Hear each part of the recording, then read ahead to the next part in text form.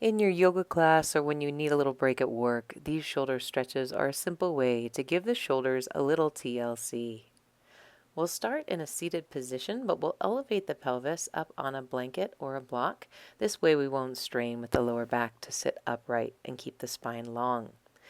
Really, any length of strap will do. Grab it in both hands, bringing it up overhead, and watch that you're not hyperextending in the elbows when you straighten your arms. Keep a soft little micro bend in the elbows if this happens. Now play around here, moving slowly. As you bring the belt behind you, ensure that your neck is not locking up.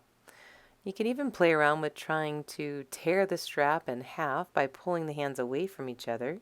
Just watch that this is not creating even more tension in your neck and shoulders.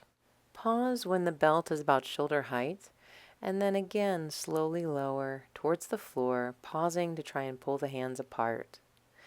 You may even want to take a little twist, bringing one hand down towards the floor behind you and the other arm up overhead, creating a different stretch. And then we'll try it on the other side. Watch that you're not lifting the shoulders towards the ears or locking the neck in place. Use the breath to stay relaxed as possible.